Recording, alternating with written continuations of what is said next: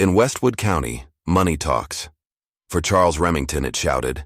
His empire swallowed the historic Heritage District piece by piece, every black-owned home falling to his development plans through intimidation, corruption, and fraud.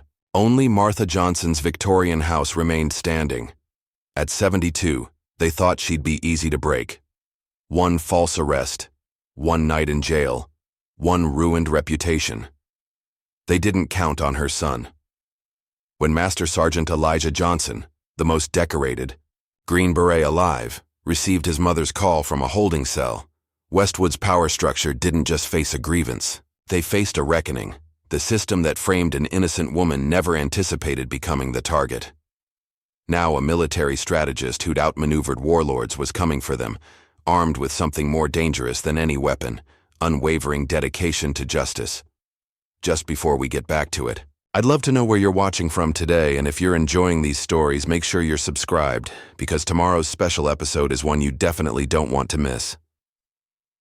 Martha Johnson stood at the entrance of the Westwood Fine Arts Gallery, an elegant brick building with large glass windows that glittered in the afternoon sun. At 72, she carried herself with the quiet dignity that came from a lifetime of standing tall through both joy and hardship. Her silver hair was styled in a neat bob, and she wore her Sunday best, a black dress with matching jacket and a simple pearl necklace her late husband Robert had given her on their 40th anniversary. She glanced down at the embossed invitation in her hand.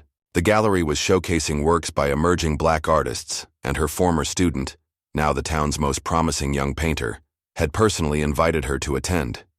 As a retired schoolteacher who had educated 3 generations of the town's children, Martha felt a swell of pride whenever one of her students succeeded. The gallery was already crowded when she entered, filled with the town's elite sipping champagne and discussing art in hushed, important tones. Several people nodded politely to Martha as she made her way through the room. She had taught many of their children, though few bothered to acknowledge that connection in these social settings. "Ms. Johnson," a warm voice called out. James Turner, her former student, waved from across the room. "You made it," Martha smiled, making her way toward him. "I wouldn't miss it for the world, James. Your invitation meant everything to me." James beamed, taking her hands in his. "Your art class was what started all this. I need to show you my centerpiece." As James led Martha through the gallery, neither noticed the tall figure watching them from the corner.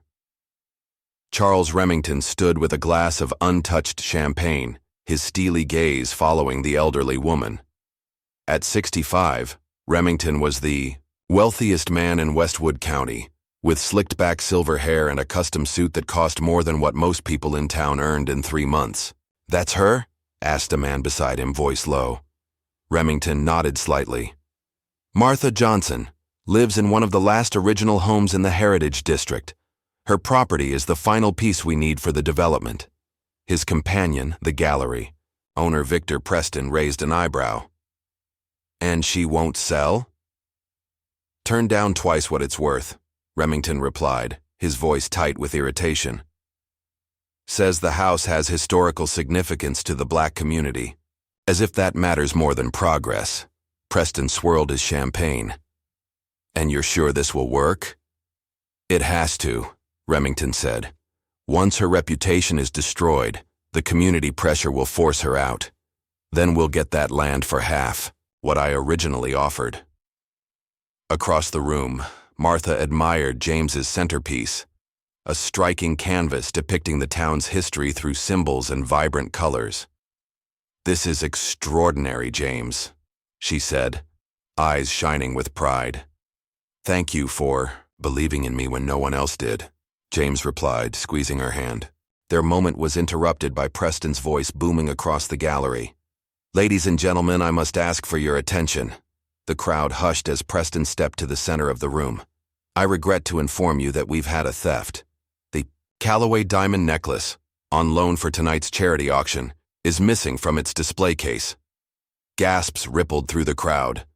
The Callaway necklace was valued at over $1 million and had been prominently displayed in a glass case. "Near the entrance, security has been notified and the police are on their way," Preston continued. I must ask everyone to remain in the gallery until the authorities arrive. Murmurs spread throughout the room as guests exchanged worried glances. Martha frowned, remembering the necklace display she'd passed on her way in. There had been nothing unusual about it then. James leaned closer to Martha. This is strange. That necklace was secure in a locked case with an alarm system. Indeed, Martha said, her eyes narrowing as she noticed Preston whispering to Remington. Something about their demeanor troubled her. 20 minutes later, 2 police officers entered the gallery. Officer Crow was tall and broad-shouldered with a perpetual scowl, while Officer Payne was shorter with close-cropped hair and darting eyes. Both headed straight for Preston, who immediately pointed in Martha's direction. Martha felt a chill as they approached her, their hands resting casually on their holsters. "Ma'am, we need to speak with you," Officer Crow said, his voice carrying, enough for nearby guests to hear. Martha stood straighter, confusion crossing her face. "Of course, officer. What's this about?" "We've received a report that you were seen lingering near the display case before the necklace went missing," Officer Payne said, loud enough for those nearby to hear. Martha's eyes widened. "That's not true. I only arrived 30 minutes ago and came directly to speak with Mr. Turner here." James stepped forward. "Officers, there must be some mistake. Ms. Johnson is a respected member of our community." "Sir, please step back," Crow ordered, cutting him off. "We need to ask Ms. Johnson some questions." Martha noticed several guests watching now, some with phones raised, recording the interaction. She felt her heart beating faster but kept her expression calm. "Officers, the security cameras will show." "I did nothing wrong," she said firmly. Preston stepped forward. "Unfortunately, our security system experienced a glitch this evening. The cameras were offline for about 20 minutes, right when the theft occurred." Martha's eyes narrowed slightly. This was no coincidence. "Ma'am, did you have your handbag with you all evening?" Officer Payne asked, eyeing Martha's small purse. "Yes, it hasn't left my side," Martha replied. "We'll need to check it," Crow said, reaching for her bag. Martha pulled back slightly. "Do you have a warrant, officer?" The officer's expression hardened. "Ma'am, we're investigating a felony theft. If you refuse to cooperate, we'll have to take you to the station." Martha could see what was happening but couldn't believe it. After 50 years in this town, after teaching hundreds of its children, this was how they would treat her? "I've done nothing wrong," she said calmly, "but I will not allow you to search my belongings without proper procedure." Crow's jaw tightened. "Martha Johnson, you're under arrest for obstruction of justice and suspicion of grand theft. You have the right to remain silent. Anything you say can and will be used against you in a court of law." As the officer continued reading her rights, Martha noticed a young gallery assistant, Emma Wilson, another former student, watching with wide, horrified eyes from behind a display. The girl looked as if she wanted to say something but kept glancing fearfully at Preston and Remington. Officer Payne pulled Martha's arms behind her back and fastened handcuffs around her wrists. The cold metal bit into her skin, but she refused to wince. James protested loudly. "This is outrageous. You can't just arrest her without evidence." "Sir, step back now or you'll be next," Crow warned, hand moving to his taser. As the officers began leading Martha toward the exit, whispers followed her through the gallery. She heard fragments. "Always seemed so nice. You never know about people. What a shame at her age." The stares burned into her back, a mixture of shock, judgment, and pity. Outside, a news van had already arrived, cameras rolling as Martha emerged in handcuffs. The reporter looked almost gleeful at the unexpected story, an elderly woman being arrested at a high society art event. Martha straightened her back as she was led to the police car. Officer Payne roughly guided her head down as she was placed in the back seat. Before the door closed, she turned to both officers, her voice quiet but firm. "You're making the worst mistake of your lives." Neither officer reacted, slamming the door and moving to the front of the vehicle. As they pulled away, Martha looked out the window to see a small crowd gathered, phones raised, capturing her humiliation. Among them stood Emma Wilson, the gallery assistant, looking torn and frightened. Their eyes met briefly before the police car turned the corner. In the rearview mirror, Officer Crow watched Martha's reflection. "You comfortable back there, Grandma?" Martha didn't respond, instead gazing calmly out the window. The officers exchanged glances, unsettled by her composure. Most people would be crying, protesting, or demanding a lawyer by now. As they drove, Martha's mind was clear and focused. This was a setup. That much was obvious. What wasn't yet clear was why, though she had her suspicions. Her house sat on land that developers had been eyeing for years. But why go to such lengths? And how? Had they managed to involve the police so easily?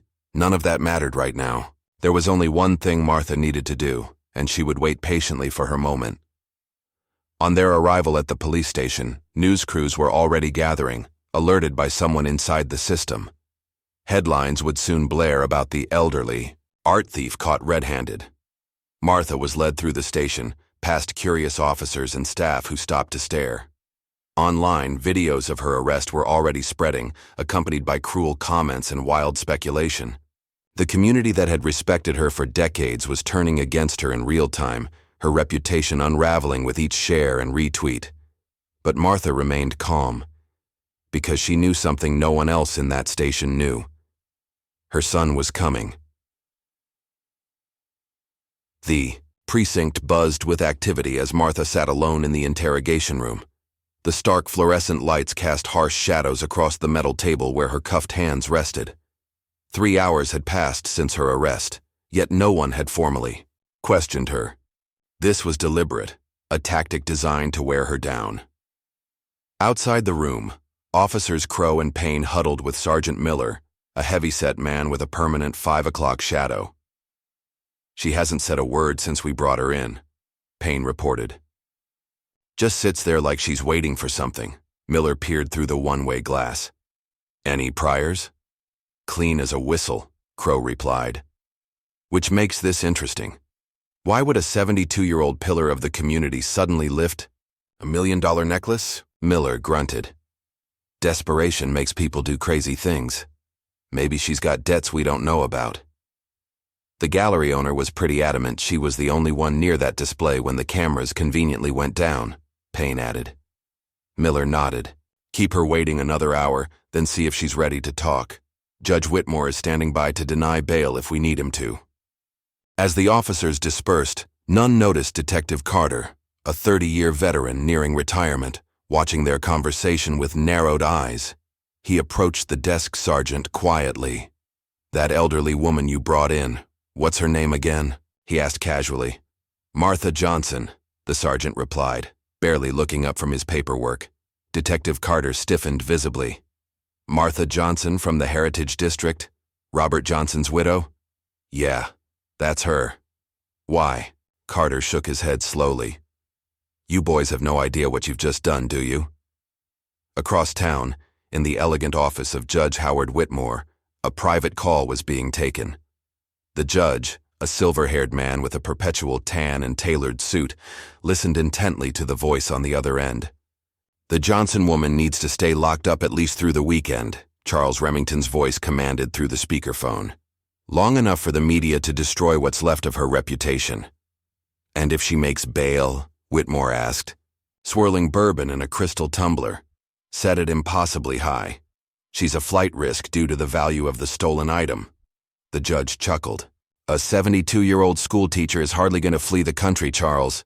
Just do your job," Remington snapped. "Remember who financed your last campaign." The call ended abruptly, leaving Whitmore staring at the phone. He downed his bourbon in one gulp and reached for the bottle again. Something about this situation made him uneasy. Back at the station, Martha continued her patient vigil. They had offered her water several times, which she politely declined. Food had been brought and left untouched. Her stillness was beginning to unnerve the officers who periodically checked on her. Finally, the door opened, and Officers Crow and Payne entered with a file folder. "Mrs. Johnson," Crow began, his tone artificially pleasant. "We've been trying to piece together what happened tonight." Martha simply looked at him, her expression neutral. The gallery owner has provided a statement saying he saw you near the display case right before the theft was discovered. Payne continued, opening the folder to reveal photos of the empty display. A necklace worth over $1 million is missing. Things will go much easier for you if you just tell us where it is. Martha remained silent, her gaze steady. Crow leaned forward. Look, at your age with no priors, you could get a reduced sentence if you cooperate. But if we have to tear your house apart looking for that necklace, things get much more complicated. At the mention of her house, a flicker of understanding crossed Martha's face. This had never been about a necklace at all. I believe I'm entitled to make a phone call, she said, her voice calm and clear, the first words she'd spoken since arriving. The officers exchanged glances. Who are you planning to call? Your lawyer? Payne asked with a smirk. My son, Martha replied simply. Something in her tone made Crow shift uncomfortably. Fine, one call, then we continue this conversation. They led Martha to a desk with a phone, removing one handcuff to free her right hand. A female officer stood nearby, watching closely. Martha dialed a number from memory and waited. 4,000 miles away in a secure military facility, Master Sergeant Elijah Johnson was reviewing mission parameters with his team when his secure line rang. Few people had this number, and fewer still would use it unless absolutely necessary. Johnson, he answered, his deep voice echoing in the suddenly quiet room. Elijah! Martha's voice came through, steady, but with an undercurrent only a son would recognize. I need you. The line went silent for 3 heartbeats. Where? Elijah asked. His tone shifted to something harder. Westwood County Police Department. Charges? Theft. And obstruction. It's a setup. Another beat of silence. I'm coming. Hold the line. In the briefing room, Elijah's team watched as their commander's expression changed. Though his face remained composed, something dangerous flickered in his eyes. The men exchanged glances. They recognized that look. It meant trouble was coming for someone. Elijah spoke briefly to his superior officer, then returned to the phone. Mom, I'll be there by morning. Don't say anything else to anyone. I won't, Martha replied. I love you, son. Love you too, Mom. As Martha hung up, she noticed the female officer watching her with newfound curiosity. The woman escorted her back to the interrogation room, where Crow and Payne waited impatiently. Ready to cooperate now? Crow asked. Martha smiled slightly. I think we're done talking for today. Payne leaned forward, irritation clear on his face. Who exactly did you call? Some local attorney who'll be here in the morning with paperwork? My son, Martha repeated. And what's he going to do? Crow scoffed. Call the AARP to complain about elder abuse? Martha didn't respond, her silence more unsettling than any threat could have been. At that moment, Detective Carter knocked and entered the room, shooting a disapproving look at the 2 officers. I need a moment with Mrs. Johnson, he said firmly. Crow started to protest, but Carter cut him off. Now, officers. Once they'd left, Carter sat across from Martha, his expression apologetic. Mrs. Johnson, I served with your husband in Vietnam. Robert was a good man.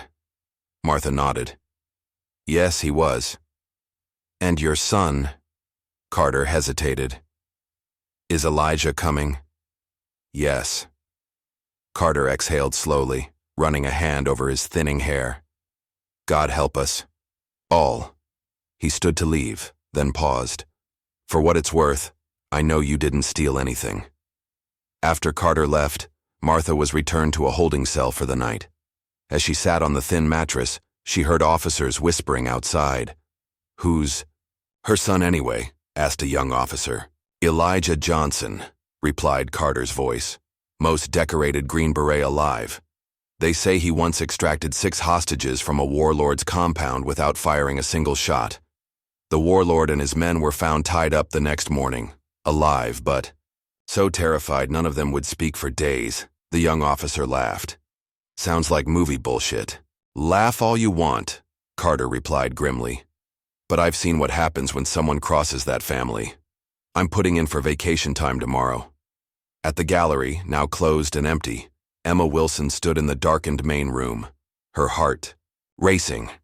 She had seen everything: the real thief slipping the necklace into a pocket, the whispered conversation with Preston, the deliberate targeting of Martha Johnson.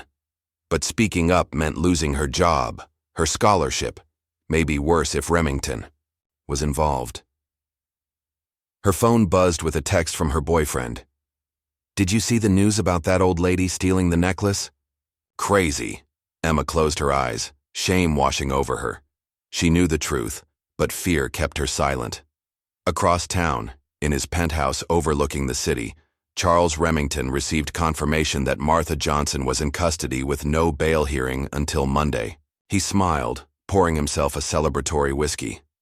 "By Monday, her reputation will be in tatters," he told his assistant. "The Heritage District will finally be ours. Call our media contacts. I want this story everywhere by morning." "Yes, sir," the assistant replied, making notes. "And if she somehow makes bail?" "She won't," Remington said confidently. "Whitmore will see to that." Neither man knew about the storm that was already heading their way. At a private airfield outside Washington, D.C., Elijah Johnson boarded a sleek jet, along with 2 men from his unit: Marcus Taylor, a communications specialist with a genius for extracting digital information, and David Wilson, a former lawyer turned special forces operator who knew how to navigate both legal and physical battlegrounds. "What's the situation?" Marcus asked as they settled into their seats. "My mother has been arrested on false charges," Elijah replied, his voice calm but edged with steel. "Someone is trying to get to her. Or to me." David's expression darkened. "Any idea who's behind it?" "Not yet, but we'll find out." Elijah's gaze was fixed on the horizon as the jet began to taxi. "And they'll wish they'd never heard my mother's name." As the plane lifted into the night sky, Martha Johnson closed her eyes in her cell, a slight smile on her lips. She had raised her son to stand against injustice wherever he found it. Now, those who had wronged her would learn exactly what that meant. Back at the station, Chief Henderson arrived for the night shift briefing, surprised by the unusual activity. "What's this I hear about arresting Martha Johnson?" he demanded. Sergeant Miller explained the situation, emphasizing the gallery owner's testimony and the value of the missing necklace. Henderson frowned.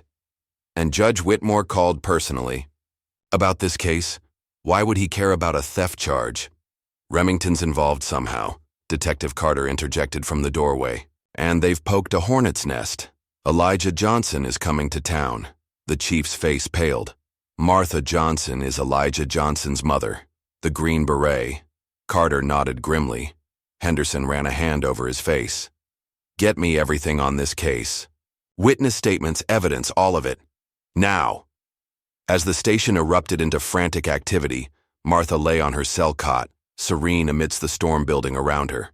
Outside, the first rays of dawn were breaking over the horizon. Her son was coming. Home dawn broke over Westwood County with streaks of gold and crimson, cutting through the morning sky. Martha Johnson had slept little, the hard cot in her cell offering minimal comfort to her aging bones. Yet her eyes remained clear, and her resolve unshaken as she awaited her son's arrival. Word had spread quickly through the precinct overnight. The whispers started with Detective Carter, then traveled from officer to officer like electricity through a wire. By morning shift change, even the newest rookie had heard the name: Elijah Johnson. Officer Reed, a young patrolman barely 2 years on the force, leaned against the break room counter as he poured his coffee. "So what's the big deal about this Johnson guy anyway?" he asked Officer Miller, who was grabbing a donut from the box on the table. Miller glanced around before lowering his voice. "You ever hear about that hostage situation in North Africa 3 years ago? American aid workers taken by terrorists?" Reed nodded. "Sure, they were rescued in some covert op. Big news for a week." "That was him. Johnson led that mission. 6 hostages extracted without a single American casualty. What they didn't tell the public was how they found all 12 terrorists the next morning." "Dead?" Miller shook his head. "Alive, but changed. One guy, their leader, was a notorious warlord known for beheading prisoners on camera. They found him curled up in a corner, whispering the same sentence over and over. When they brought in a translator, turns out he was saying, "The ghost. Promised he'd come back for me." Reed scoffed. "Sounds like BS." "Maybe," Miller shrugged. "But I know a guy who served with Johnson. Says he's the kind of man who can walk into a room and make hardened killers reconsider their life choices without saying a word. And now, he's coming here because we arrested his mother."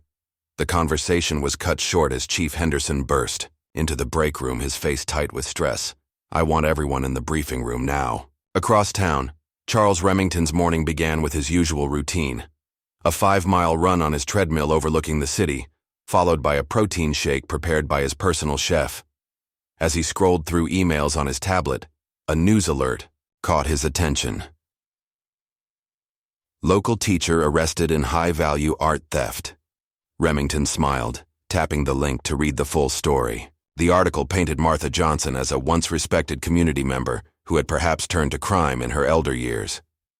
Quotes from anonymous sources suggested financial troubles might have motivated the shocking theft. His media contacts had done their job well. His satisfaction was interrupted by a call from Judge Whitmore. "Have you seen the news?" Remington asked by way of greeting. "I have," Whitmore replied, his voice unexpectedly tense. "But there's something you need to know. The Johnson woman's son is—" "I don't care about her family," Remington cut him off. "Just make sure she stays locked up through the weekend.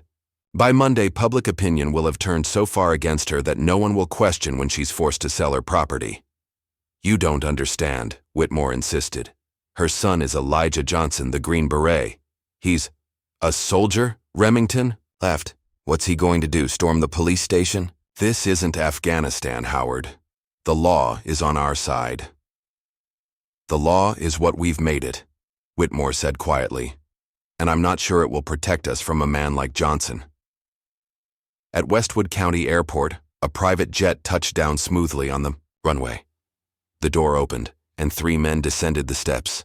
Elijah Johnson led the way, his powerful frame moving with the fluid economy of a predator. At 45, his close-cropped hair showed touches of gray at the temples, and fine lines surrounded his eyes, evidence of years spent squinting into desert suns and jungle darkness.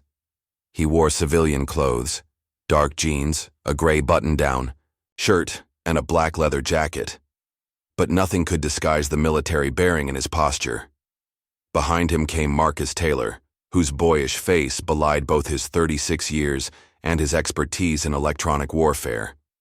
His fingers constantly twitched as if itching to be at a keyboard. Last came David Wilson, the legal mind of their team, his observant eyes already scanning the airport as if mapping potential threats and escape routes.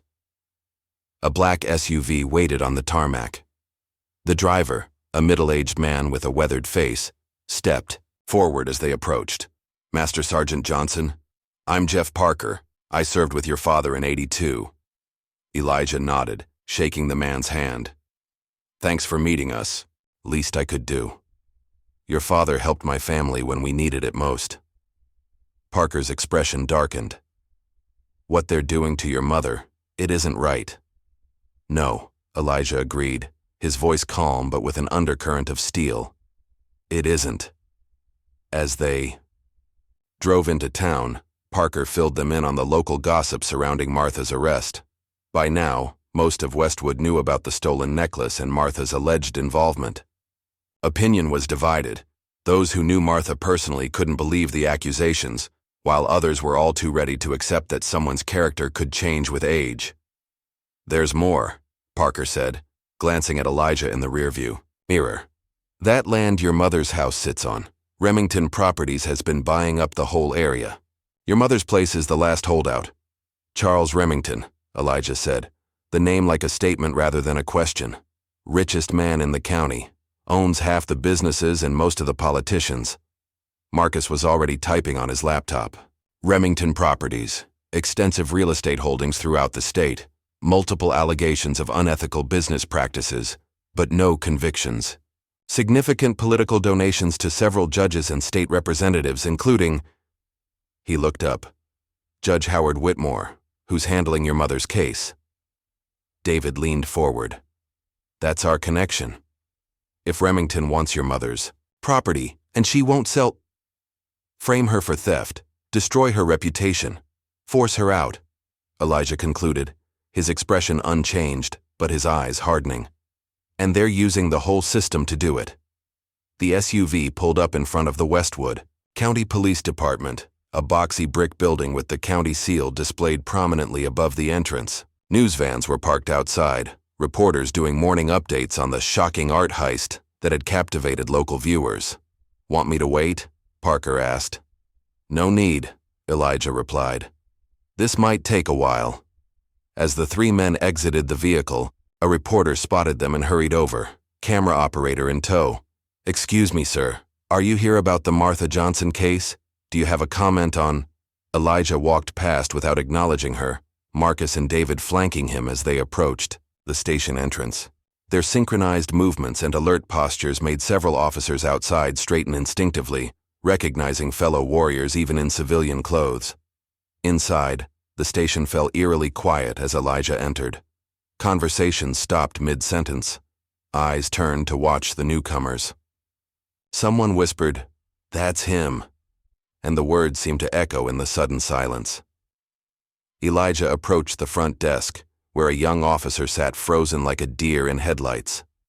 "I'm here to see Martha Johnson," he said, his voice calm and measured. The officer swallowed visibly. "Sir, visiting hours don't start until—" "I'm not a visitor," Elijah interrupted softly. "I'm her son." Before the officer could respond, Officer Crow emerged from a side hallway, his face set in its usual scowl. "Can I help you?" he asked, deliberately casual but unable to hide the tension in his shoulders. Elijah turned, his gaze locking onto Crow like a targeting system. "You arrested my mother last night. I'd like to see her." Crow's attempt at a dismissive smirk failed to fully form on his face. "She's being processed. She's busy." Elijah tilted his head slightly, studying the officer with the same careful assessment he might give an unexploded mine. The gesture, small as it was, made Crow take an involuntary step backward. The standoff was interrupted by Chief Henderson, who emerged from his office looking harried. "Mr. Johnson," he said, extending his hand. "I'm Chief Henderson. Why don't we talk in my office?" From the hallway leading to the cells, Martha heard her son's voice. A small smile crossed her face as she sat up straighter on the bench, hands folded in her lap, waiting. In Henderson's office, the chief gestured for Elijah to sit, while Marcus and David remained standing by the door. "I understand your concern, Mr. Johnson, but I assure you, your mother is being treated according to protocol." "Is that why she was arrested publicly, in front of news cameras that were conveniently present?" Elijah asked, his tone conversational. Henderson shifted uncomfortably. "That wasn't planned. The media monitors police frequencies. And is it protocol to hold a 72-year-old woman with no criminal record overnight without bail for allegedly stealing a necklace she never touched?" "The value of the item makes it a serious offense," Henderson began, but his argument sounded weak even to his own ears. "Chief," Elijah said quietly, "we both know what's happening here. The question is whether you're a willing participant or just a man following orders without asking questions." Henderson's face flushed. "I don't appreciate what you're implying. And I don't appreciate my mother being used as a pawn in a real estate scheme," Elijah countered, his voice still calm. "So let's stop pretending. Remington wants my mother's property. She won't sell. Now she's suddenly a criminal." The chief stared at him for a long moment, then sighed heavily. "It's not that simple." "It never is," Elijah agreed. "But it starts with you doing the right thing. I want to see my mother. Now." 10 minutes later, Martha looked up as the cell door opened. Elijah stood in the doorway, his imposing frame somehow making the officers behind him look smaller by comparison. For a brief moment, the hardened soldier's expression softened into that of a son seeing his beloved mother in distress. "Mom," he said simply. Martha rose with dignity, embracing him as he stepped forward. "I knew you'd come," she whispered. "Always," he replied, then turned to the officers. "Remove her handcuffs." Officer Payne hesitated. "We can't." "Now," Elijah said. the single word carrying such quiet authority that Payne found himself complying before he'd made a conscious decision to do so. As the cuffs came off, Martha rubbed her wrists and smiled at her son. "They think I stole a necklace from the gallery." "I know," Elijah replied, "but we're going to fix this." Outside the cell, David was already on his phone, calling in favors from former colleagues in the legal world. Marcus had somehow gained access to a computer terminal and was quietly working his way through layers of digital security. Chief Henderson watched them with growing unease, especially when he saw Detective Carter speaking intently with Elijah, occasionally pointing toward different officers and making notes. The precinct's atmosphere had shifted. What had been a routine arrest, even a moment of amusement for some of the more cynical officers, now felt like the opening moves of a battle they hadn't signed up for. Across town, Judge Whitmore was growing increasingly agitated as his calls to the police station went unanswered. Finally, his clerk brought him a message. Martha Johnson would be appearing for a bail hearing within the hour, far ahead of the Monday schedule he'd established. "Who authorized this?" he demanded. "Chief Henderson, sir. He said new information has come to light." Whitmore slammed his fist on the desk. "Get me Remington. Now." At the gallery, Emma Wilson arrived for her morning shift to find the place swarming with private security guards. Victor Preston paced nervously by the entrance, checking his watch every few seconds. "Mr. Preston?" she asked hesitantly. "Is everything okay?" "Fine," he snapped. "Just additional security after last night's incident. The exhibition is closed today. Go home." As Emma turned to leave, a tall man in a suit intercepted her at the door. "Miss Wilson?" he asked quietly. "I'm David Wilson. No relation. I work with Elijah Johnson. I believe you saw something last night." Emma froze, fear evident in her eyes. "I don't know what you're talking about." David handed her a card. "When you're ready to tell the truth, call this number. We can protect you from Remington." Emma stared at the card, then at David. "How did you know?" "We know a lot more than they think we do," David replied. "The question is whether you'll do the right thing before an innocent woman's life is destroyed." As David walked away, Emma slipped the card into her pocket, her heart racing. Meanwhile, at his penthouse, Remington was furious. "What do you mean she's getting a bail hearing today? You promised she'd be locked up all weekend." Judge Whitmore sounded equally agitated. "Her son is Elijah Johnson, the Green Beret, the most decorated. I don't care if he's Captain America," Remington shouted. "We had an agreement. You deny bail, period." "It's not that simple anymore," Whitmore argued. "Johnson has brought in heavy hitters. There's a former JAG lawyer with him who's friends with the state attorney general. They're already looking into the coincidence of news cameras being at the gallery during the arrest." "Then stick to the plan and deny bail," Remington insisted. "By the time they can appeal, the damage to her reputation will be done." "And what about my reputation?" Whitmore countered. "My career? If this goes sideways—" "Your career exists because I funded it," Remington reminded him coldly. "Remember that before you grow a conscience." The line went dead, leaving Whitmore staring at the phone.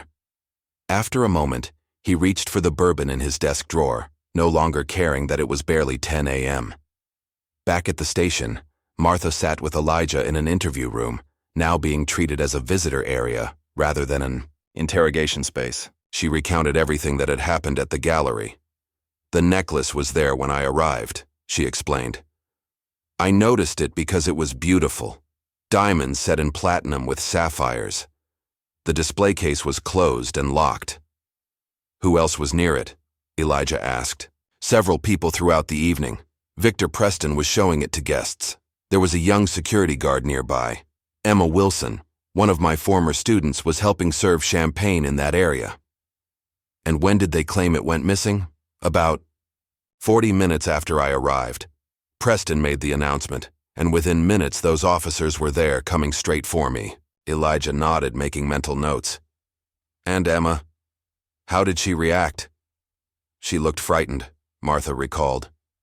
"Not surprised, frightened, like she knew something." Before Elijah could respond, Marcus appeared at the door. "We need to move now." he said urgently. Just intercepted a call from Remington to someone at the courthouse. They're trying to get your mother transferred to state custody before the bail hearing. Elijah stood. On what grounds? Flight risk due to the value of the stolen item. It's bogus, but they're pushing it through right now. Elijah's expression didn't change, but Martha recognized the dangerous stillness that came over him, the same look his father used to get when protecting his family. David? Elijah asked. Already on it, Marcus replied. He's at the courthouse filing emergency motions, but we need to get your mother there now, before the transfer order arrives. Chief Henderson appeared in the doorway, looking torn. Johnson, I just received orders to prepare your mother for transfer to state custody. Those orders are illegal, and you know it, Elijah replied calmly. Henderson hesitated, then lowered his voice. There's a back exit, no cameras. My personal vehicle is parked there.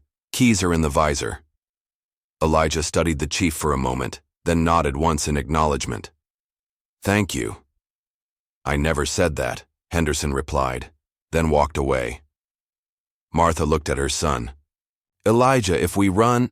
We're not running, Mom, he assured her. We're just changing the battlefield to one they don't control.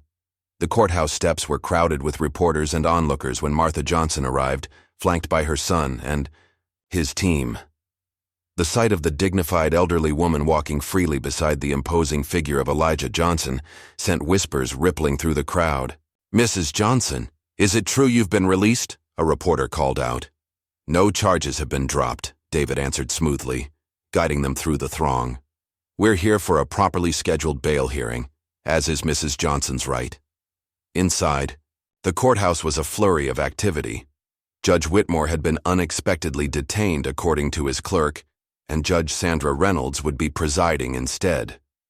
Remington's lawyers were huddled in a corner, frantically making calls and shuffling papers. They didn't expect us to move so quickly, Marcus murmured to Elijah. They're scrambling. David nodded in agreement.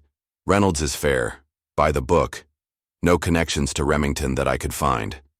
As they took their seats in the courtroom, Martha noticed Officer Crow and Payne enter, looking distinctly uncomfortable. Behind them came Victor Preston, the gallery owner, who deliberately avoided meeting Martha's eyes. The witness who claimed to see me near the display, Martha whispered to Elijah. Her son nodded slightly, his gaze fixed on Preston, with the calm assessment of a sniper choosing his moment. Judge Reynolds entered, a no-nonsense woman in her 60s with sharp eyes that missed nothing. I understand we have an unusual situation here, she began, reviewing the file before her. Mrs. Johnson was arrested last night, but no formal charges have been filed beyond the initial booking, yet there was an attempt to transfer her to state custody as a flight risk. Would the prosecution care to explain? The assistant district attorney, a young man named Thomas Fuller, stood nervously. Your Honor, given the value of the stolen item, we believe the prosecution has not provided a shred of evidence connecting my client to any theft, David interrupted, rising to his feet. No stolen property was found in her possession. No witnesses have provided sworn statements. The security cameras were conveniently non-functional. This arrest was made purely on the verbal accusation of the gallery owner, who has financial ties to developers interested in Mrs. Johnson's property. Fuller looked taken aback. Your Honor, this is the first I'm hearing of any connection to real estate matters. Judge Reynolds raised an eyebrow. Is the prosecution not prepared with basic facts about this case? There was pressure to expedite certain procedures, Fuller admitted, looking increasingly uncomfortable. From whom? The judge pressed. Fuller hesitated, glancing toward the gallery where Remington's lawyers sat. Your Honor, David continued, we have reason to believe this entire case is a fabrication designed to pressure my client into selling her home. We've filed a motion to dismiss all charges and are preparing a civil suit for false arrest and defamation. Judge Reynolds studied the papers before her, then looked directly at Martha. Mrs. Johnson, you have been a member of this community for over 50 years. You have no criminal record. The prosecution has presented no compelling evidence to justify your continued detention, let alone transfer to state custody. She turned to Fuller. Bail is set at $1,000, which I understand has already been posted. Mrs. Johnson is free to go pending further investigation. She banged her gavel once, then added, "And Mr. Fuller, I suggest you carefully review who's been directing your office's priorities in this matter. This court will not be used as a tool for real estate disputes." As they exited the courtroom, Elijah noticed Victor Preston trying to slip away unnoticed.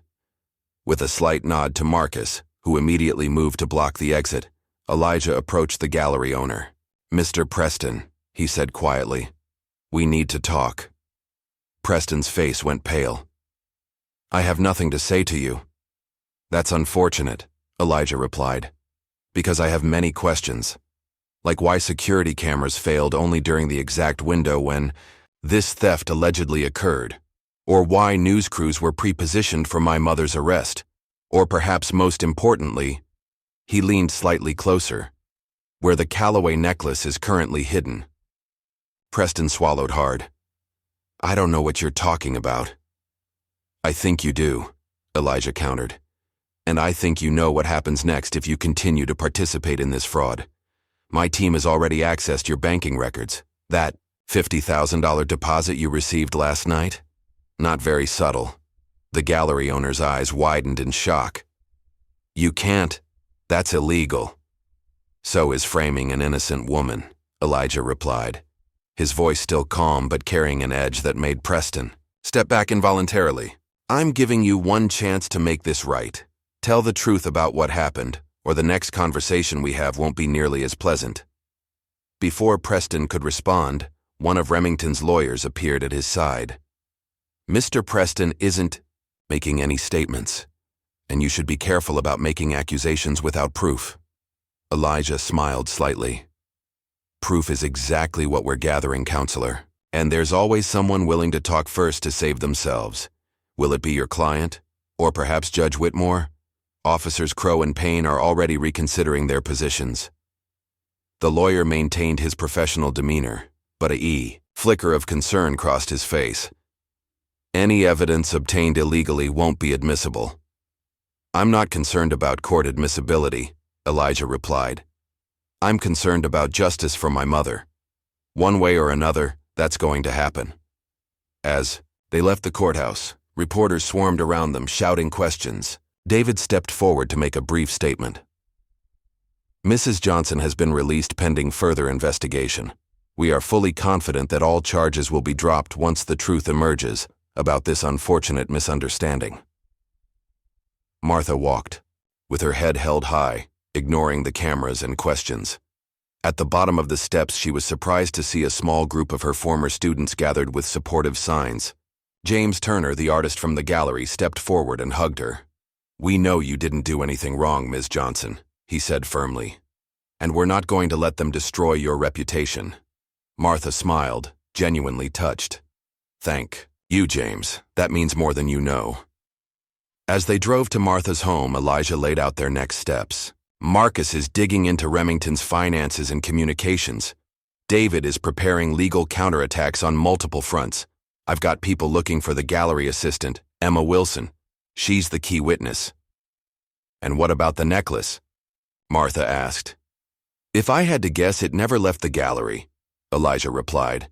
"It's probably hidden somewhere on the premises, ready to be discovered once you've been thoroughly discredited." When they arrived at Martha's house, a beautiful Victorian in the heart of the Heritage District, they found a small crowd of reporters had beaten them there.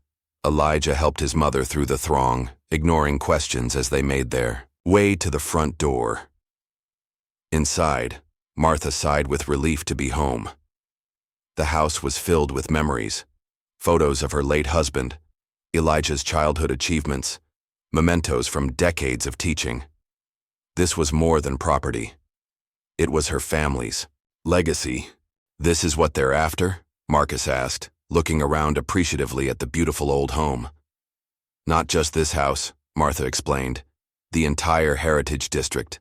These homes were built by the first black professionals in Westwood. Doctors, lawyers, teachers who weren't allowed to live in other neighborhoods.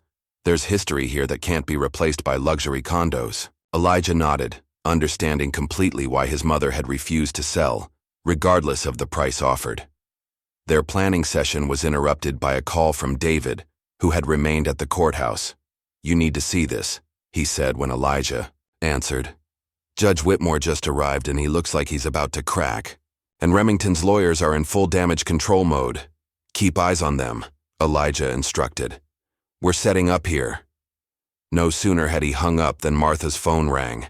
It was Emma Wilson. "Ms. Johnson," she said, her voice trembling.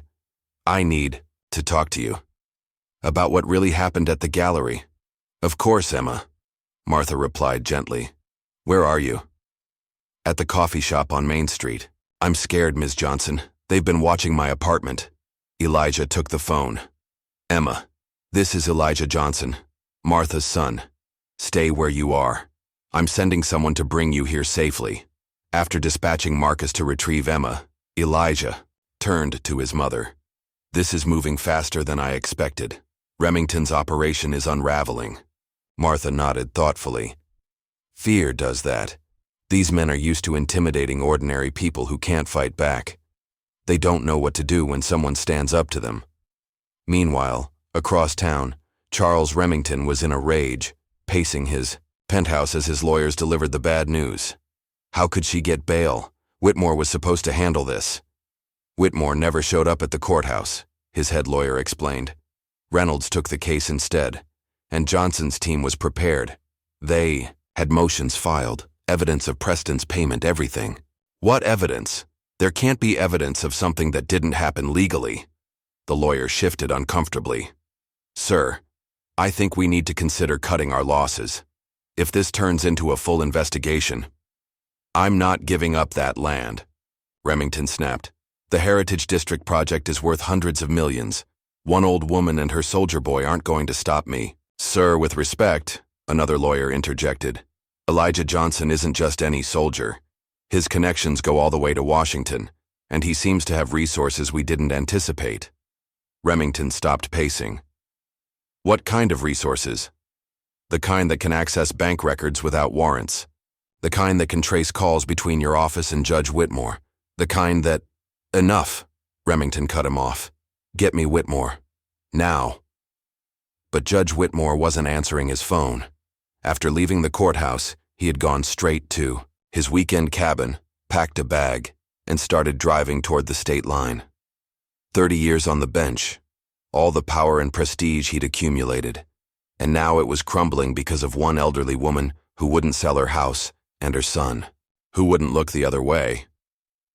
As Judge Whitmore crossed the county line, his phone rang again. This time he answered. "I can't talk, Charles. I'm leaving town for a while." "Running won't help," Remington replied coldly. "If I go down, you go down with me." "You don't understand," Whitmore said, his voice tight with stress. "Johnson knows everything. The land deals, the rigged court cases, all of it. He's got evidence we didn't even know existed. That's impossible. He's been in town less than a day." "He's not working alone," Whitmore insisted. "His team has been digging into our operations since last night. My clerk just called. They've subpoenaed all my records related to your developments." There was silence on the line for a moment. Then Remington asked, "Where are you going?" "Somewhere to think," Whitmore replied vaguely, suddenly wary. "Good idea," Remington said, his voice softening. "Lay low. This will blow over." As Whitmore ended the call, he didn't notice the dark sedan that had been following him since he left. The courthouse, or the man inside reporting his location to Elijah Johnson. Back at Martha's house, Emma Wilson had arrived, still shaking with nerves but determined to tell the truth. She sat in Martha's living room clutching a cup of tea between her hands. "I saw the whole thing," she confessed. "Mr. Preston took the necklace himself. He did it when everyone was distracted by James's speech about his artwork. Then he put it in his office safe. And then he claimed it was stolen," Martha nodded. "Did he tell you to lie?" "He said if I wanted to keep my scholarship and job, I needed to remember seeing you near the display case." Emma's eyes filled with tears.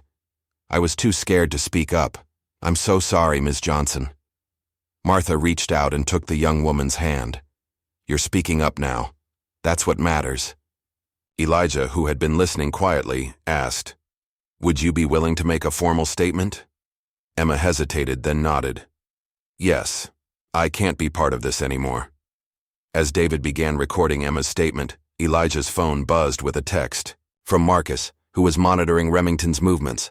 The message was simple. He's on the move, heading to the gallery with security. Elijah turned to his mother. Remington's making his play. He's going to recover the necklace himself, probably to destroy evidence of the setup. Martha's expression hardened. Then we need to get there first. No, Elijah said firmly. I need you to stay here where it's safe. David will remain with you and Emma. He turned to David. No one comes in. David nodded, his hand instinctively moving to the small of his back where Elijah knew he carried a concealed weapon. As Elijah headed for the door, Martha called after him. Elijah, be careful. Remington is desperate, and desperate men are dangerous. So am I, Mom, he replied with a slight smile. So am I. The Westwood County Courthouse stood as a monument to justice, a grand limestone building with tall columns and wide steps leading to heavy oak doors.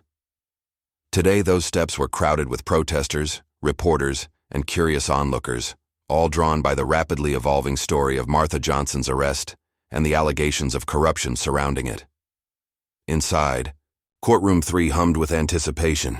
Every seat was filled, forcing latecomers to stand along the back wall. The room was a perfect cross-section of Westwood, elderly residents who had known Martha for decades, young activists outraged by her treatment, reporters scribbling notes, and legal observers drawn by rumors of high-profile corruption about to be exposed. Martha sat at the defense table, spine straight, hands folded calmly in her lap. She wore a simple black dress with a strand of pearls, the picture of dignified composure. Beside her, David Wilson arranged documents with methodical precision while consulting quietly with 2 additional attorneys who had joined their team overnight. These weren't local lawyers, but heavy hitters from the state capitol, known for taking on powerful interests and winning. Elijah sat directly behind his mother, a silent guardian whose presence seemed to fill more space than his physical form should allow. His calm watchfulness made several people in the gallery nervous, particularly Officer Crow, who kept glancing toward the exit as if calculating escape routes. District Attorney William Price entered from a side door, looking distinctly uncomfortable. His usual swagger was absent as he settled at the prosecution table, avoiding eye contact with Martha or Elijah. The DA typically sent junior prosecutors for initial hearings, but the high-profile nature of this case, and pressure from above, had forced his personal involvement. Something's wrong, Martha whispered to David. Price looks like he'd rather be anywhere else. David nodded slightly. Marcus found some interesting connections between Price's campaign finances and Remington Enterprises. He's realizing he's on the wrong side of history. The bailiff's voice cut through the murmurs. All rise. The Honorable Judge Patricia Lawson presiding. Judge Lawson entered, a tall black woman in her 50s with a reputation for zero tolerance for legal games or courtroom theatrics. Her appointment to the bench 10 years ago had been celebrated by the community as a historic step forward. Now her presence in this particular case felt like fate. Be seated, she said, settling into her chair and surveying the packed courtroom with sharp eyes. Let's get something clear from the start. This courtroom is not a theater, it is not a political arena, and it is certainly not a place for settling personal vendettas. We are here for one purpose only, to determine whether there is sufficient evidence to proceed with charges against Martha Johnson. She turned her attention to the prosecution. Mr. Price, I understand this case involves alleged theft of a valuable necklace from Westwood Gallery. Are you prepared to present your evidence? Price stood, adjusting his tie nervously. Your Honor, given recent developments, the state requests a brief continuance to review new information that has come to light. Judge Lawson's eyebrow rose slightly. What new information, Mr. Price? Information regarding the circumstances surrounding the alleged theft and subsequent arrest. We need time to ensure we are proceeding appropriately. David was on his feet instantly. Your Honor, the defense opposes any continuance. My client, a 72-year-old woman with deep roots in this community and no criminal record, was publicly arrested and held overnight based on what we now know was fabricated evidence. The prosecution has had sufficient time to evaluate their case, and if they cannot proceed today, the charges should be dismissed. Judge Lawson considered both arguments, then nodded. Motion for continuance denied. Mr. Price, call your first witness or dismiss your charges. Price hesitated, then reluctantly responded. The state calls Victor Preston. The gallery owner approached the witness stand, looking considerably less confident than he had the night of Martha's arrest. After being sworn in, he perched on the edge of the seat, his eyes darting between Price, Martha, and occasionally Elijah. Mr. Preston, Price began, please tell the court about the events at your gallery 2 nights ago. Preston cleared his throat. We were hosting a special exhibition featuring local artists. The Callaway diamond necklace was on display as part of a charity auction. During the event, I discovered the necklace was missing from its case. And did you see who took it? Preston glanced nervously toward Remington's lawyers sitting in the gallery. I believed I saw Mrs. Johnson near the display shortly before I noticed it was missing. Objection, David called. The witness is testifying to belief, not fact. Sustained, Judge Lawson ruled.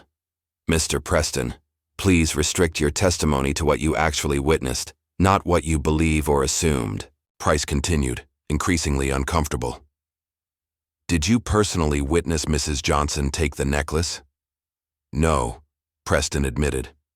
The security cameras were malfunctioning, and I didn't actually see anyone remove it from the case. Yet you specifically identified Mrs. Johnson to responding officers, correct? Yes, but why her specifically? Preston shifted in his seat. I was advised that she might have been involved. The courtroom went completely silent. Advised by whom, Mr. Preston? Judge Lawson asked sharply.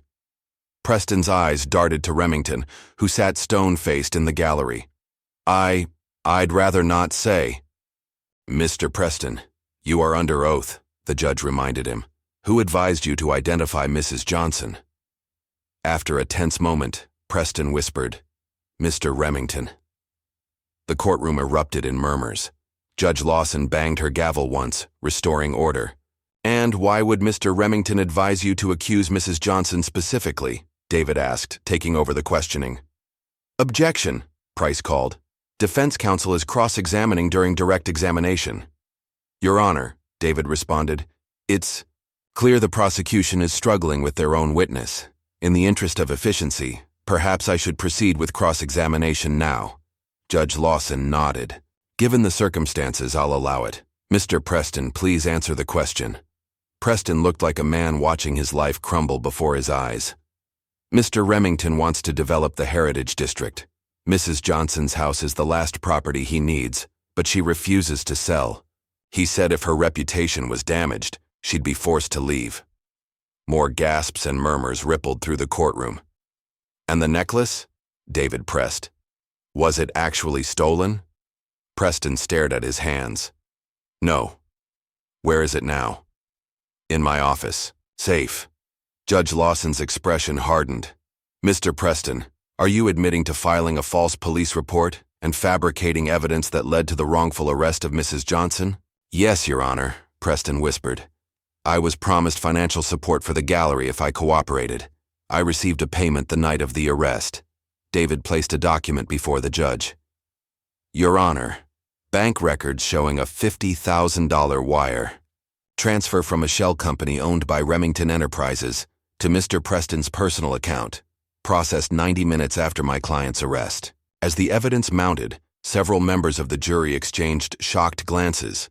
They had been selected that morning, 12 citizens of various ages and backgrounds, all watching as the prosecution's case disintegrated before their eyes.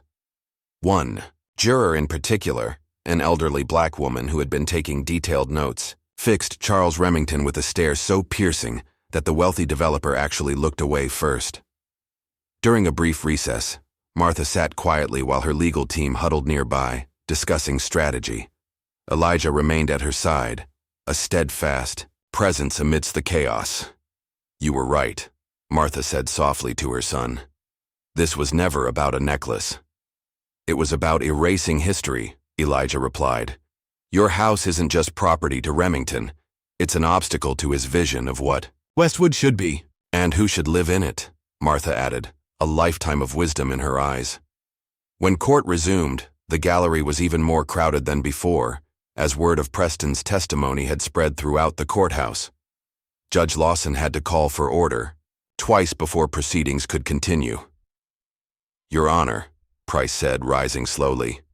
In light of Mr. Preston's testimony, the state moves to dismiss all charges against Martha Johnson. Motion granted, Judge Lawson replied without hesitation. Mrs. Johnson, you are free to go with the court's apologies for what you've endured. She turned to the DA. Mr. Price, I expect your office to immediately open an investigation into the false reporting and potential conspiracy charges against all involved parties. Yes, Your Honor, Price agreed, looking both relieved and apprehensive. Taking down Remington would be no small task, even with this evidence. Furthermore, the judge continued, I am referring this matter to the State Attorney General's office for review of potential civil rights violations. She fixed her gaze on Remington. This court will not tolerate the manipulation of our justice system for personal gain or the targeting of citizens based on their race or property. As Martha and her team prepared to leave, Emma Wilson was escorted in by Marcus. The young gallery assistant looked terrified but determined as she approached David. I'd like to give my statement now, she said. About what I really saw that night. David nodded, guiding her toward the clerk to be sworn in. Your Honor, we have an additional witness with relevant testimony. Judge Lawson considered this. While the criminal charges have been dismissed, I believe hearing this testimony may be valuable for the record. Proceed. Emma took the stand, her hands trembling slightly as she was sworn in. She described in detail how she had witnessed Preston removing the necklace himself during a moment when the gallery was focused on James Turner's speech. He told me later it was a necessary business decision, and that if I valued my scholarship and future in the art world, I would support his story about Ms. Johnson, Emma testified. I was afraid to speak up, but I can't be part of this lie anymore. From his seat in the gallery, Remington watched with growing rage as his carefully constructed plan collapsed. He motioned to one of his lawyers, whispering urgently, but the damage was done. Several jurors were openly glaring at him now, and reporters were already rushing from the courtroom to file updates. As Emma finished her testimony, Judge Lawson addressed the courtroom. In light of today's revelations, this court will remain in session to hear motions regarding potential criminal actions by those who orchestrated this fraud. Mr. Preston will remain in custody pending charges of perjury, false reporting, and conspiracy. She turned to where Remington sat. Mr. Remington, while you are not currently charged, I strongly advise you not to leave the jurisdiction. Bailiff, please ensure Mr. Remington understands he is to remain available to this court. The bailiff moved toward Remington, who stood abruptly. This is outrageous. You can't detain me. I've done nothing wrong. Sir, please be seated, Judge Lawson ordered firmly. Do you know who I am? Remington demanded, his composure finally cracking. I built this town. I fund your campaigns. I decide who succeeds here. The outburst silenced the courtroom. Judge Lawson's expression could have frozen fire. Mr. Remington, you are in contempt of court. Bailiff, take him into custody. As Remington was led away, protesting loudly, Martha turned to Elijah. It's not over, is it? No, Elijah replied quietly. But it's a good beginning. The morning after Preston's explosive testimony, Westwood awakened to headlines dominating local and even some national news outlets. Developers schemed to force black homeowner out backfires and decorated green. Beret exposes corruption in hometown. The story had everything: racism, corruption, a respected elder, a military hero, and the downfall of a powerful man who thought himself untouchable. For Martha Johnson, however, the victory felt incomplete. As she prepared breakfast in her kitchen, the same kitchen where she had raised Elijah, where she and Robert had built their life together, She thought about the broader implications. There are others, she told Elijah, who sat reading through documents Marcus had prepared. Other families who sold their homes to Remington because they couldn't fight back the way we did. Elijah nodded, understanding his mother's concern. David is already looking into it. If there's a pattern of intimidation or fraud, those sales could be challenged. A knock at the door interrupted their conversation. David entered, looking both pleased and concerned. Judge Whitmore has agreed to cooperate, he announced. After he was picked up trying to cross the state line, he spent a night in a cell, probably his first time experiencing his own system from that perspective. He's ready to tell everything about Remington's operations. That's good news, Martha said. There's more, David continued. The state attorney general is personally taking over the investigation, and the FBI has opened a file on Remington for potential civil rights violations, racketeering, and witness intimidation. And the bad news? Elijah asked, recognizing David's expression. Remington made bail this morning. His lawyers got him before a friendly judge, one of the few he still has influence with. And he's called an emergency board meeting at Remington Enterprises. We think he's trying to move assets or destroy evidence. Elijah stood, decision made. We need to meet with Whitmore now. An hour later, they sat in a conference room at the county jail. Judge Howard Whitmore, once one of the most powerful men in Westwood, now wore a standard-issue jumpsuit, his usually perfect hair disheveled, his confident demeanor replaced by nervous exhaustion. I never meant for it to go this far, he began, avoiding eye contact with Martha. It started small, favorable rulings on zoning issues, expedited permits, but Remington kept asking for more. When did it move from unethical to criminal? David asked, recording the conversation. 3 years ago. That's when he started targeting the Heritage District. The initial offers to homeowners were fair, even generous, but when some refused to sell, especially the older residents with deep ties to the neighborhood, Remington became obsessed. And, my mother's house? Elijah asked quietly. Whitmore finally looked at Martha. Your property is the cornerstone of his development plan. Without it, the entire project collapses. That's why he was willing to go to such extremes. Tell us about the others, Martha pressed. The people who sold because they were frightened or pressured. Whitmore sighed. There were citations for code violations that didn't exist. Loan applications mysteriously denied. One family had their water shut off for weeks despite paying their bills. Another found their property taxes suddenly reassessed at double the value, all orchestrated by Remington, with help from officials like me who looked the other way or actively participated. As Whitmore continued detailing the systematic corruption, Martha's expression grew increasingly troubled.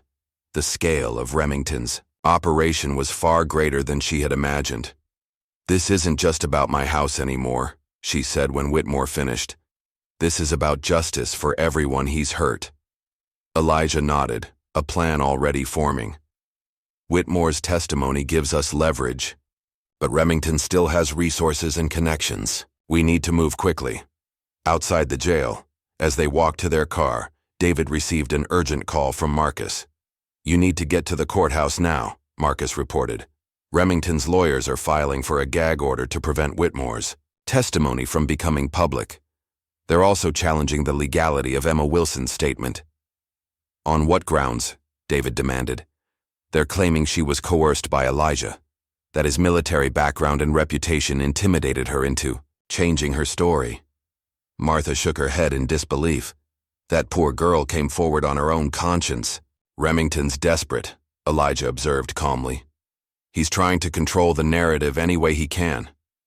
When they arrived at the courthouse, they found Judge Lawson's courtroom packed once again.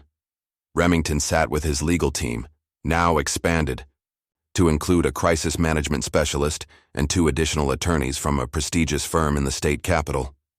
Judge Lawson entered, her expression severe as she surveyed the assembled parties. I understand there are several motions before the court today. Let's begin with the defense's motion for a gag order. Remington's lead attorney, Wilson Barrett, rose, a tall man with silver hair and a custom suit that probably cost more than most people's monthly salary. Your Honor, Given the sensitive nature of this case and the potential damage to my client's reputation from unsubstantiated allegations, we request a gag order preventing any party from discussing details of this matter publicly until all legal proceedings are concluded. David stood to oppose the motion. Your Honor, this is a transparent attempt to hide the truth from the public. Judge Whitmore has provided sworn testimony implicating Mr. Remington in systematic corruption targeting Black homeowners in the Heritage District. The public has a right to know. The arguments continued, with Beret employing increasingly technical legal maneuvers to delay and obstruct. Throughout the proceedings, Remington appeared outwardly confident, occasionally leaning over to whisper to his attorneys. But Elijah, trained to notice the smallest details, saw the nervous tapping of his fingers and the thin sheen of sweat on his forehead. Midway through the hearing, a commotion at the back of the courtroom drew everyone's attention. Several FBI agents entered, led by a stern-faced woman in a dark suit who approached the bench and presented documents to Judge Lawson. After reviewing them, Judge Lawson addressed the court. In light of the federal investigation now underway, this court will defer certain matters to federal jurisdiction. However, Mr. Remington will remain under this court's supervision pending resolution of contempt charges. Beret was immediately on his feet. Your Honor, we object to any federal involvement. This is a local matter. A local matter involving potential civil rights violations and organized corruption across multiple jurisdictions, the FBI agent interrupted. Mr. Remington, we have a warrant to search your offices and personal residence. Remington's face drained of color. This is harassment. My senator will hear about this. Your senator is currently being questioned about campaign contributions, the agent replied calmly. As the implications of federal involvement sank in, Beret requested a brief recess to confer with his client. Judge Lawson granted 30 minutes. During Gaitabinai, the recess, Martha, Elijah, and David huddled with the FBI lead agent, Special Agent Catherine Brooks.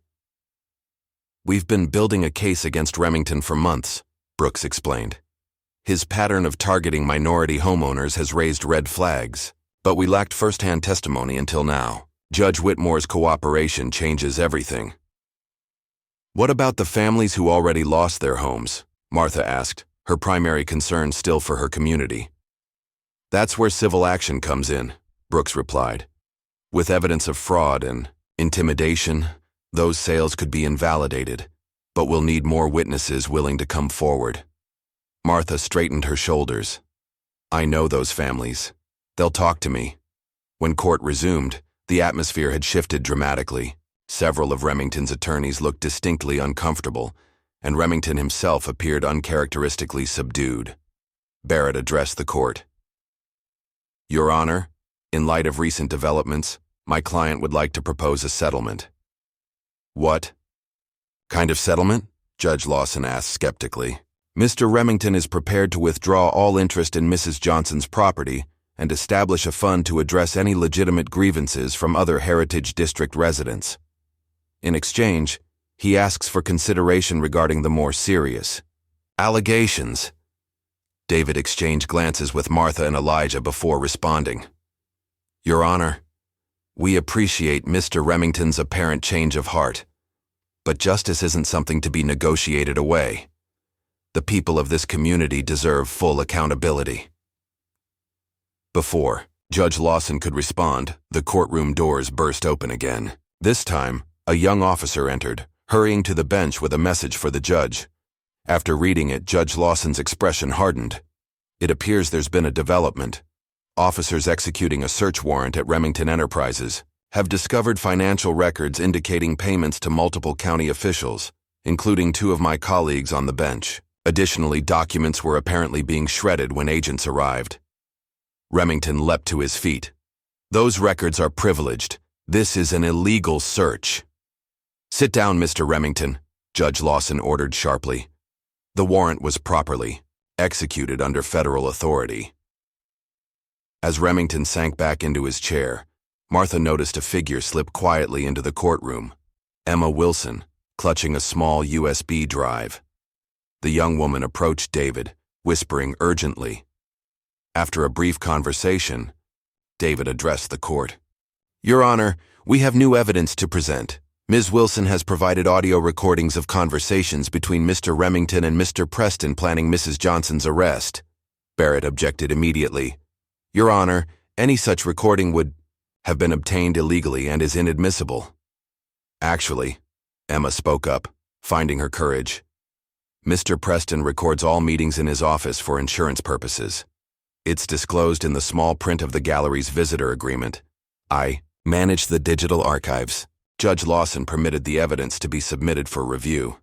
As the recording played through the courtroom speakers, Remington's voice filled the room, clear and unmistakable. I don't care how you do it.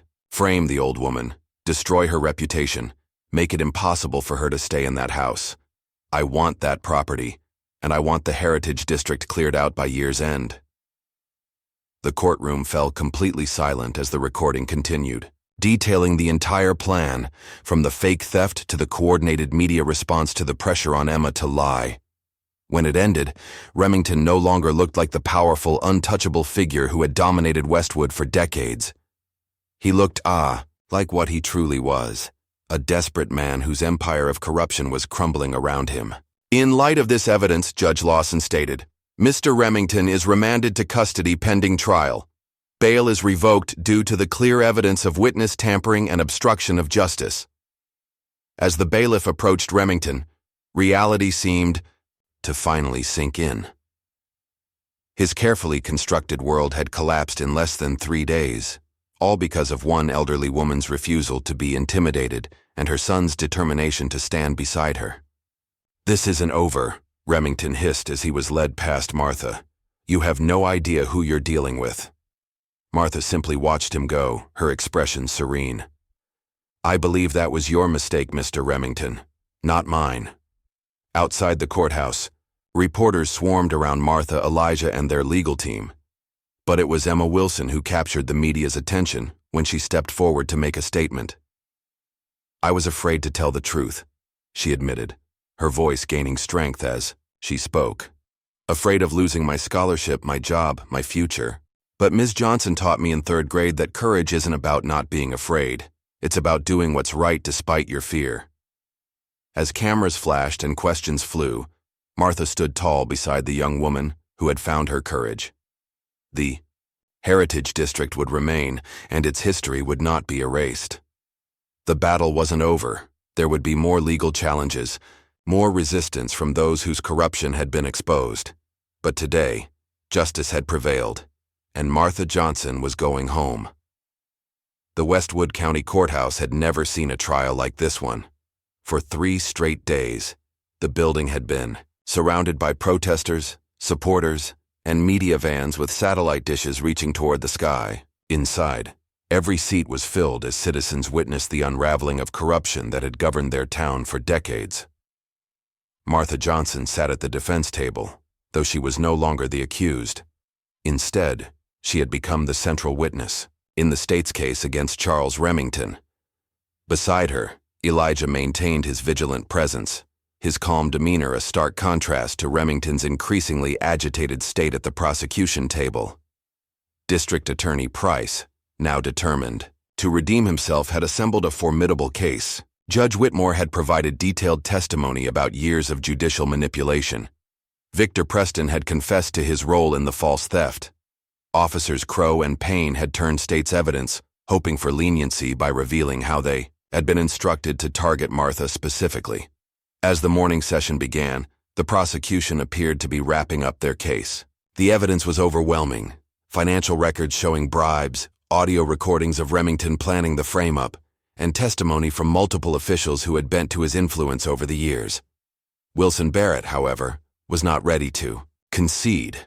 As Remington's lead attorney, he had built a career defending powerful clients, and he wasn't about to let this one go without a fight. Your Honor, Barrett addressed Judge Lawson, the defense moves for a mistrial on the grounds of prejudicial media coverage. Mr. Remington cannot possibly receive a fair trial in this environment of public hysteria. Judge Lawson's expression remained neutral as she considered the motion. Mr. Barrett, while I appreciate your concern, the jury has been sequestered precisely to avoid media influence. Motion denied. Barrett changed tactics. Then we moved to exclude the audio recordings provided by Ms. Wilson on the grounds that they may have been edited or manipulated. The FBI forensic team has authenticated those recordings, DA Price countered. Their chain of custody is well documented, and Ms. Wilson has testified under oath regarding their origin. Judge Lawson again denied the motion, her patience visibly thinning. Barrett leaned toward Remington, whispering urgently. Remington's face darkened as he shook his head sharply, clearly disagreeing with whatever his attorney was suggesting. Your Honor, Barrett tried once more. Given the complexity of this case and the severe charges, we request a continuance to better prepare our defense. David rose from his seat. Your Honor, if I may, this appears to be yet another delay tactic. The prosecution has presented its case in a straightforward manner, and the defense has had ample time to prepare. I agree, Judge Lawson ruled. Motion denied. Mr. Barrett, please proceed with your defense. Barrett hesitated, then straightened, his shoulders. The defense calls Charles Remington to the stand. A murmur ran through the courtroom. This was an unexpected and risky move. Putting Remington on the stand would expose him to cross-examination by Price, who had grown increasingly effective as the trial progressed. Remington took the oath and settled into the witness chair, projecting confidence despite the circumstances. His tailored suit and perfect grooming stood in stark contrast to his current status as a defendant facing serious charges. Mr. Remington, Barrett began, could you please explain to the court your relationship with the Heritage District Development Project? Of course, Remington replied smoothly. Westwood Revitalization Initiative is a comprehensive urban renewal project designed to improve housing, create jobs, and stimulate economic growth in an underserved area. My company has invested millions in planning and preliminary work. And Mrs. Johnson's property? A key location, yes, but hardly the cornerstone it's been made out to be, Remington said dismissively. We made her multiple generous offers, well, above market value. Her refusal to sell has delayed a project that would benefit the entire community. Barrett led Remington through a carefully scripted testimony that portrayed him as a misunderstood businessman whose only crime was an overzealous approach to progress. He denied direct involvement in Martha's arrest, suggesting overeager employees might have misinterpreted his wishes. Throughout this performance, Martha watched quietly, her expression thoughtful rather than angry. Elijah's face remained impassive, though his eyes never left Remington. When Barrett finished, DA Price approached for cross-examination. Mr. Remington, you've portrayed yourself as a champion of progress and community improvement. Is that accurate? I believe my record speaks for itself, Remington replied confidently. Price nodded, then placed a document on the projector screen. This is the original development plan for the Heritage District, is it not? It appears to be, yes. Could you please read the highlighted section on page 3? Remington hesitated, then read aloud. Phase 2 involves complete demolition of existing structures to maximize property values and attract premium retail tenants. Complete demolition, Price repeated. Not renovation or preservation. You intended to erase every trace of the historic homes in the Heritage District, homes built by the first black professionals in Westwood. Urban renewal requires difficult choices, Remington defended. Difficult choices, Price echoed. Like choosing to frame an elderly woman for theft when she wouldn't sell her home. I never ordered any such thing. Price played a portion of the recording where Remington's voice clearly said, frame the old woman. Destroy her reputation. Then he displayed bank records showing payments to Preston, Whitmore, and others involved in the scheme. Are you suggesting these payments were also made without your knowledge? Price asked. Remington's composure began to crack. Those recordings are taken out of context, and those payments were legitimate business expenses. Business expenses for what service exactly? Consulting, Remington snapped. Looking after my interests. Your interests, Price repeated, which apparently included targeting Mrs. Johnson specifically. He displayed an email from Remington to his project manager. The Johnson property is non-negotiable. Get it by any means necessary. As cross-examination continued, Remington's testimony unraveled further. His denials became less convincing, his explanations more convoluted. When Price confronted him with evidence that he had attempted to bribe a juror during the preliminary hearings, Remington finally lost his carefully maintained composure. "Do you have any idea what it takes to build something in this town?" he demanded, his voice rising. "The red tape, the committees, the endless delays. Nothing would ever get built if I followed every rule and regulation." "So you believe you're above the law?" Price asked quietly. "I believe I get things done." Remington shot back. "I've created more jobs and generated more tax revenue than anyone in Westwood's history. A few shortcuts are sometimes necessary for the greater good." "Shortcuts like falsely accusing Mrs. Johnson of theft?" Remington glared across the courtroom at Martha. She was offered fair compensation. Her stubbornness was holding up progress. For thousands of people, sometimes sacrifices must be made. A hush fell over the courtroom. In his anger, Remington had essentially admitted to orchestrating the frame-up, characterizing it as a necessary sacrifice for his vision of progress. Judge Lawson intervened. "Mr. Remington, I remind you that you are under oath." Barrett quickly requested a recess, which Judge Lawson granted. As Remington was led back to the defense table, his face had paled with the realization of what he'd just revealed. During the recess, Barrett huddled urgently with Remington in a conference room, their voices occasionally rising enough for the guard outside to hear fragments of heated argument. When they returned, Barrett approached the bench. "Your Honor, at this time the defense would like to discuss the possibility of a plea arrangement." Judge Lawson raised an eyebrow. "That's a matter for the district attorney's office, Mr. Barrett." "Actually, Your Honor," Price interjected, "the state is not interested in a plea deal at this time. Mr. Remington's testimony has made the strength of our case clear, and we believe justice is best served by allowing the jury to render their verdict." Barrett looked stricken. "Your Honor, surely some consideration—" "The court will take a 1-hour recess," Judge Lawson announced, cutting off further argument.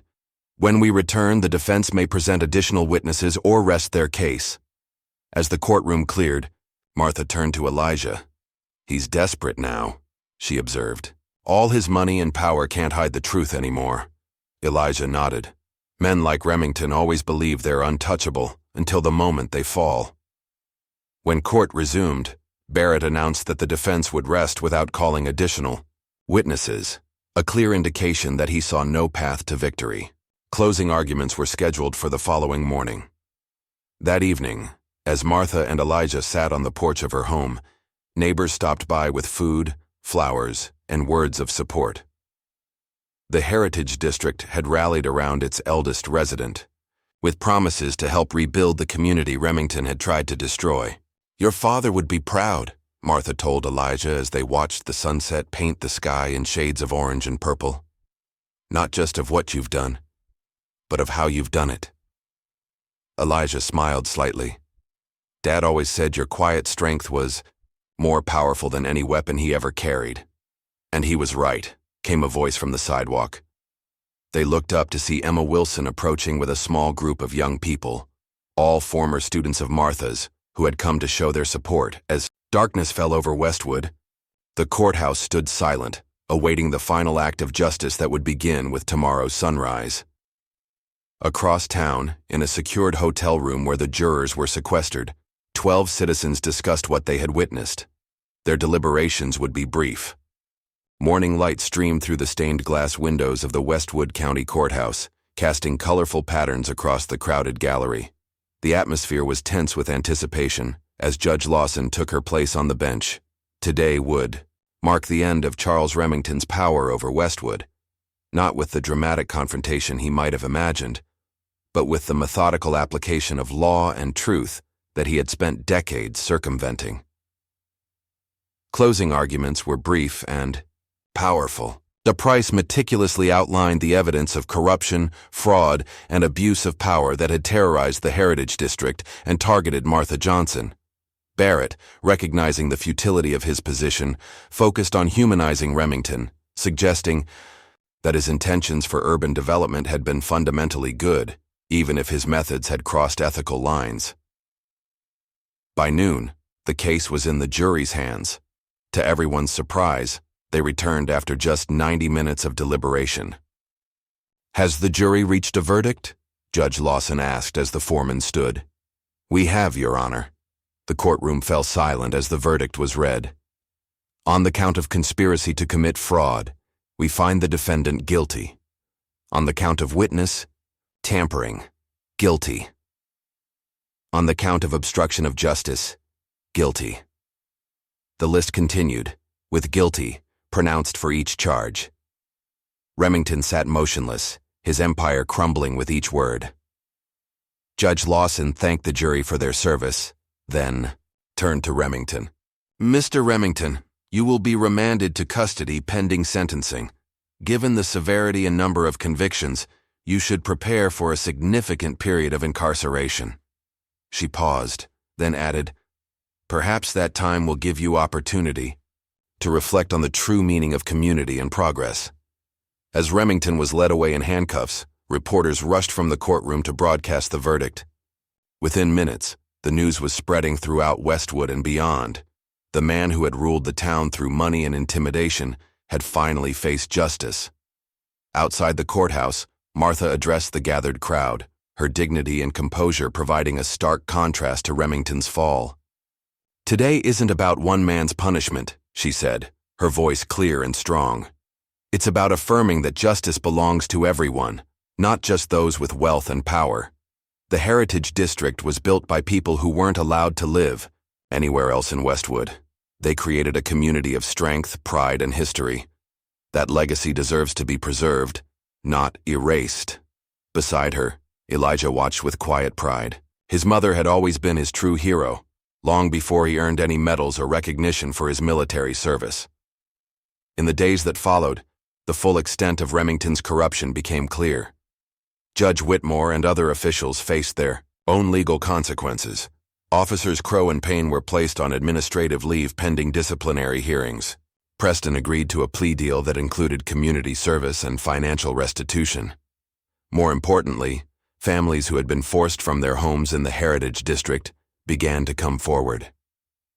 With Martha's encouragement and David's legal guidance, they formed a class action lawsuit against Remington Enterprises. The company's assets were frozen pending investigation, and a trust was established to potentially restore properties to their original owners. 2 weeks after the verdict, Martha hosted a community gathering in her backyard. Neighbors brought food and music, creating a celebration of resilience and solidarity. Emma Wilson and other former students helped organize games for the children, while elderly residents shared stories about the district's history.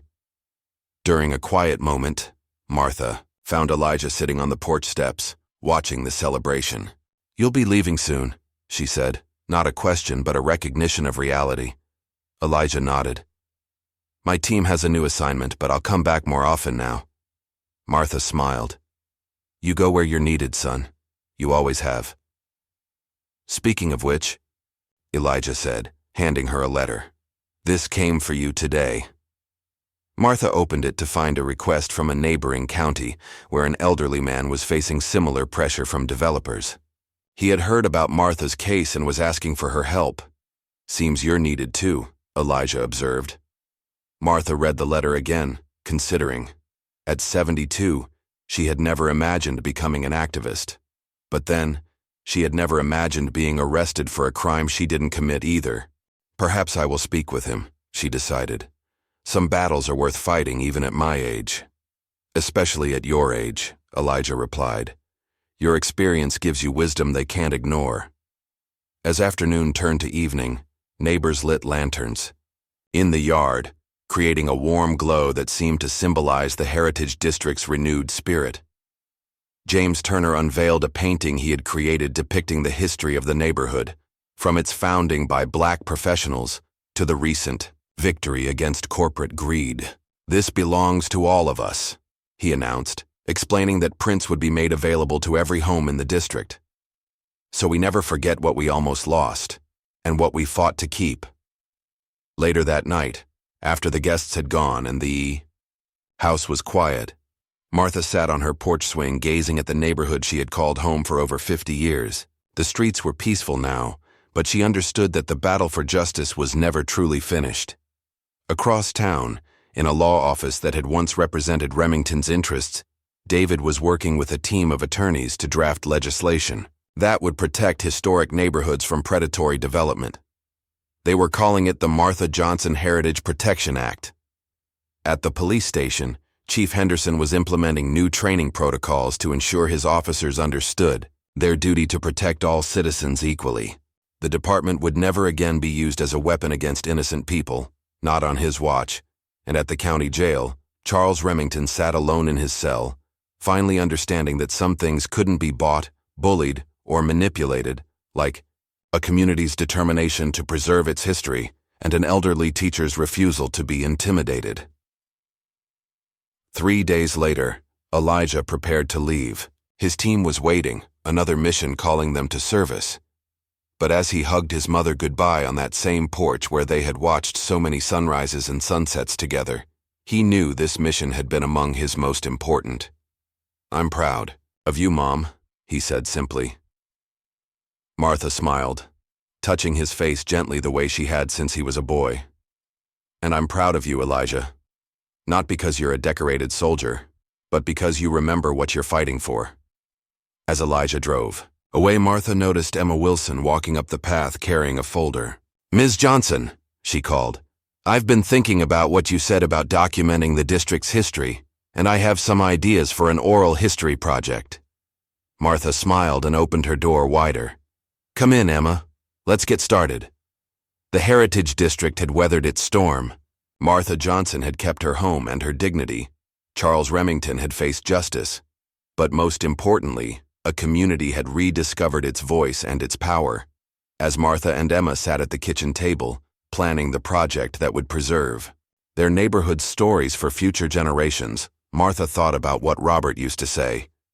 "Justice isn't something you find. It's something you make happen every day." She had lived by those words all her life. And now, at 72, she was just getting started. What would you risk to stand against a system designed to silence you? Martha Johnson risked everything, her reputation, her safety, her home, to preserve not just her own dignity, but the legacy of an entire community that powerful men wanted erased from history. Her story reminds us that justice isn't inevitable. It requires courage, strategy, and sometimes the willingness to stand alone until reinforcements arrive. It reminds us that our elders carry wisdom that no amount of money or power can diminish. If this story of resilience and justice moved you, please hit that like button and subscribe for more powerful narratives that challenge us to examine the systems we live within. Share with someone who needs to be reminded that one person's refusal to be intimidated can change an entire community's future. Comment below with your thoughts. Have you ever witnessed someone standing up against seemingly impossible odds? How? Did it change your perspective on what's possible when we refuse to back down? Until next time, remember that sometimes the quietest voice in the room can deliver the loudest message, especially when that voice has truth on its side.